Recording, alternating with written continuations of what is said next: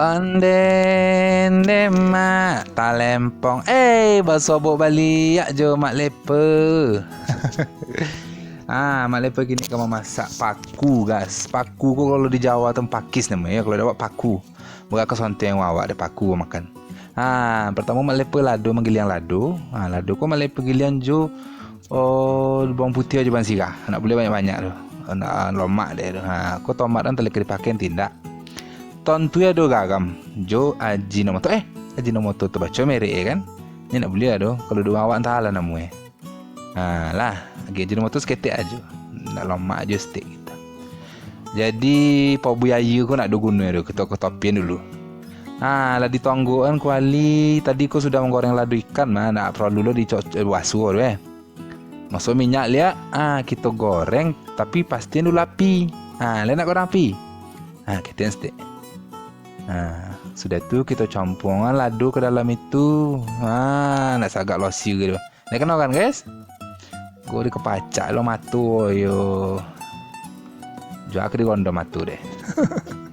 Kita aduk terus supaya ladu ko masak sampai ke dalam-dalam.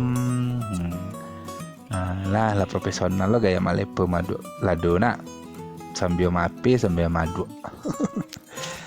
Kalau lala kasih masak masukkan le paku tadi. Itu masuknya ya guys. Ikun tak boleh botu cara membuat tu nak mak lepa tu kena ko etik mak lepa membuat sehari tapi dia pakai tulang mani guys. Dawak kemah ke cari tulang mani di siku. Takiak kaki dia seorang mu Nah, sudah tu dikincu supaya ladu ko kone sodone deh. Lah. Tentu harus terkincu. Lihat lah banyak mengincu ni. Lekon ni sudah ada dah. Lihat. Tu bungguk ladu ya. Kincuan kelatih lu. Ya saya. Kone dek ladu sudah itu bau lama ini.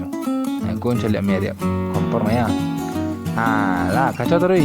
Tu banyak ladu bungguk ladu deh. Ini terkincu ladu dia sudah ni. Lebih dah. Lah.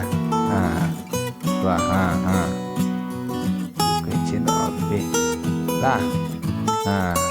Kecil terus sampai beku lunak kasut ku awak ya. Paku awak. Paku lunak agak tidak. Sudah itu dek baik ya. Tadi nyo info nak gerak saya air tu. Tapi dia malah bagi je air sikit. Nak copek masak ada aduk terus. Itu jadi ya guys. Lah nampak paku dia uncuk-uncuk uncang-uncang nak kedua tu orang deh. Lah, mana kaman contek silakan. Ikutnya. Paku tumis balado. Allah mak lepa. Selamat menikmati guys. Sarai.